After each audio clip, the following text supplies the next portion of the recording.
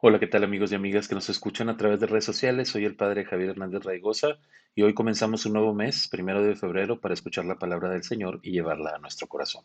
La primera lectura está tomada de la carta a los Hebreos y dice lo siguiente: Hermanos, ¿para qué seguir hablando sobre el poder de la fe? Me faltaría tiempo si tuviera que exponer en detalle lo que hicieron Gedeón, Baruc, Sansón, Jefté, David, Samuel y los profetas.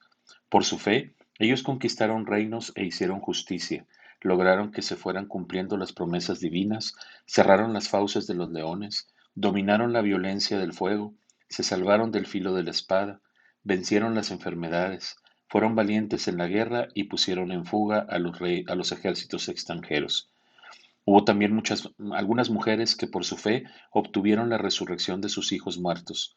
Muchos, sometidos a las torturas, prefirieron no ser rescatados para alcanzar así la resurrección. Unos sufrieron escarnios y azotes, cadenas y cárcel. Otros fueron apedreados, aserrados, torturados y muertos a espada. Anduvieron errantes, cubiertos con pieles de ovejas y de cabras, faltos de todo, pasando necesidad, apuros y malos tratos. Esos hombres de los cuales no era digno el mundo, tuvieron que vagar por desiertos y montañas, por grutas y cavernas. Sin embargo, todos ellos, aunque acreditados por su fe, no alcanzaron a ver el pleno cumplimiento de la promesa. Es que Dios había dispuesto para nosotros algo mejor y no quería que ellos llegaran sin nosotros a la perfección. Palabra de Dios. Te alabamos, Señor. Al Salmo 30 respondemos: quien confía en el Señor no desespere. Qué grande es la bondad que has reservado, Señor, para tus fieles. Con quien se acoge a ti, Señor, qué bueno eres. Quien confía en el Señor, no desespere. Tu presencia lo ampara de todas las intrigas de los hombres y lo pone a resguardo de las burlas y las murmuraciones. Quien confía en el Señor, no desespere. Bendito sea el Señor que en mis obras de angustia ha prodigado pruebas de su amor. Quien confía en el Señor, no desespere. En mi inquietud, Señor, llegué a pensar que me habías quitado de tu vista, pero oíste la voz de mis plegarias cuando clamaba a ti. Quien confía en el Señor, no desespere. Que amen al Señor todos sus fieles, pues protege a los leales y a los soberbios da lo que merecen. Quien confía en el Señor, no desespere. Y del Evangelio según San Marcos, escuchamos. En aquel tiempo, después de atravesar el lago de Genezaret, Jesús y sus discípulos llegaron a la otra orilla, a la región de los Gerasenos. Apenas desembarcó Jesús, vino corriendo desde el cementerio un hombre poseído por un espíritu inmundo que vivía en los sepulcros. Ya ni con cadenas podían sujetarlo. A veces había intentado sujetarlo con argollas y cadenas, pero él rompía las cadenas y destrozaba las argollas. Nadie tenía fuerza para dominarlo. Se pasaba días y noches en los sepulcros o en el monte, gritando y golpeándose con piedras. Cuando aquel hombre vio de lejos a Jesús, se echó a correr, vino a postrarse entre él y gritó a voz de cuello: ¿Qué quieres tú conmigo, Jesús, Hijo del Dios Altísimo? Te ruego por Dios que no me atormentes. Dijo esto porque Jesús le había mandado el espíritu inmundo que saliera de aquel hombre. Entonces le preguntó Jesús: ¿Cómo te llamas? Le respondió: Me llamo Legión porque somos muchos. Y le rogaba con insistencia que no lo expulsara de aquella comarca. Había allí una gran piara de cerdos que andaba comiendo en la falda del monte. Los espíritus le rogaban a Jesús: Déjanos salir de aquí para meternos en esos cerdos. Y él se lo permitió. Los espíritus inmundos salieron del hombre y se metieron en los cerdos, y todos los cerdos, unos 2000, se precipitaron por el acantilado hacia el lago y se ahogaron. Los que cuidaban los cerdos salieron huyendo y contaron lo sucedido, en el pueblo y en el campo. La gente fue a ver lo que había pasado. Se acercaron a Jesús y vieron al antes endemoniado, ahora en su sano juicio, sentado y vestido.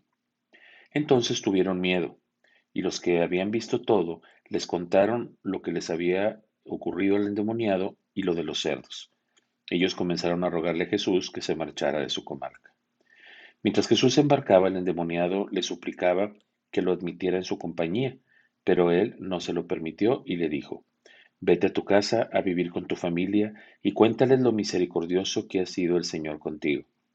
Y aquel hombre se alejó de allí y se puso a proclamar por la región de Decápolis lo que Jesús había hecho por él, y todos los que lo oían se admiraban. Palabra del Señor. Gloria a ti, Señor Jesús. Muy bien, pues vamos a ahora ya a meditar la palabra del Señor.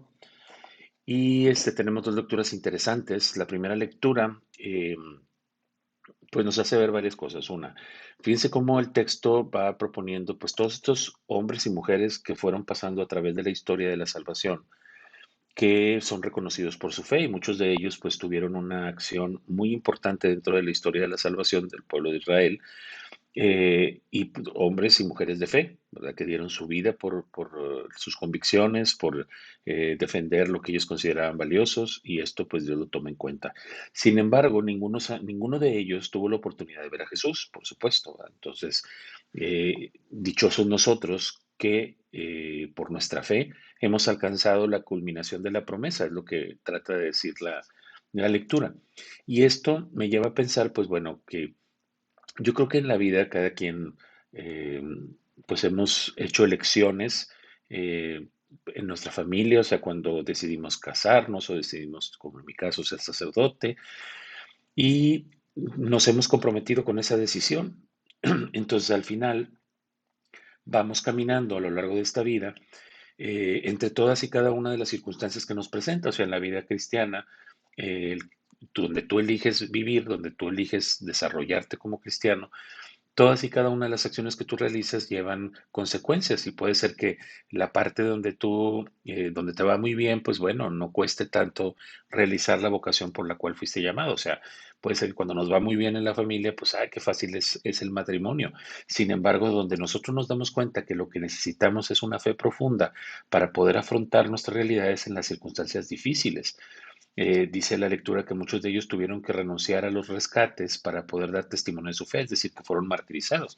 Y muchas veces también nosotros en nuestra vida cotidiana, pues las mismas circunstancias de la vida nos van haciendo como mártires también, o sea, nos van haciendo sufrir, nos van haciendo de tomar decisiones a veces difíciles sobre nuestra vida, sobre la forma en que llevamos nuestra vida, etcétera. Y eso pues me lleva a pensar que lo único que nos sostiene es la fe. El tema de hoy en esta primera lectura es la fe, ¿verdad? Cómo si nosotros vamos caminando en esta vida, si nosotros hemos recibido un llamado de Dios, la manera en cómo vivamos esa experiencia de vida es la que nos va a ser agradables a los ojos de Dios y eso solamente se puede hacer con la fe. Entonces el día de hoy un poco la idea sería meditar eh, cómo yo he desarrollado mi vocación, la parte donde yo he sido llamado, si yo he decidido entregarle mi vida a Dios, si mis acciones son de confianza hacia la elección que Dios ha hecho en mí, porque muchas veces se nos olvida, ¿verdad? Y de repente nos vemos en nuestra misma vocación renegando de las cosas que nos pasan. Y en el fondo está que sentimos que nos hundimos, un poco como Pedro, ¿verdad? Cuando le pide a Jesús que lo invite a ir hacia él y él se empieza a hundir en las aguas. Pues clamamos al Señor y pues Señor nos recuerda que nos falta mucha fe, ¿verdad? Que no estamos confiando en Él. Entonces yo creo que hoy tendríamos que hacer esta reflexión de la confianza.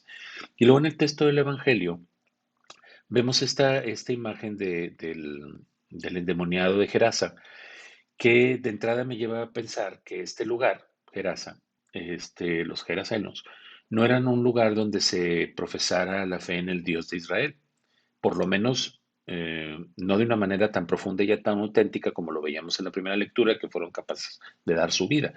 ¿Por qué nos damos cuenta? Porque pues tenían una crianza de cerdos y el cerdo en ese entonces era como impuro para la cultura judía. Entonces, el hecho de que hubiera una piara de cerdos significaba que ese lugar pues le daba lo mismo si Dios existía o no.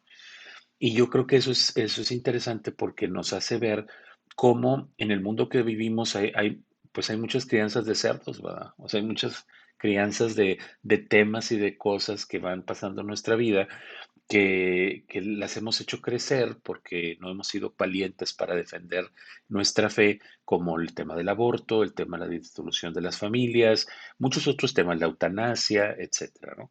Y son temas que han ido creciendo y que los cristianos a veces no hemos hecho nada. Y entonces también son esos, esas em, como indiferencias que tenemos en el mundo actual que no estamos defendiendo nuestra fe. Y bueno, el tema está que también, ese es un poco el tema del por qué los puercos, que era un lugar donde no se creía en el Dios de Israel, etcétera, ¿no? Y sin embargo Jesús va porque quiere ser con su palabra y con sus acciones una luz en esa realidad, en esa cultura. También está, pues, que las personas realmente al final no les interesa que Jesús los quiera liberar, porque lo que les interesaba eran los cerdos, ¿verdad? Entonces, ¿cómo hasta le piden que se vaya? ¿Cuántas veces nosotros no queremos que Dios se meta en nuestras cosas, ¿verdad? No queremos que el Señor se meta en nuestra piedra de cerdos. ¿Por qué? Porque para nosotros son muy importantes.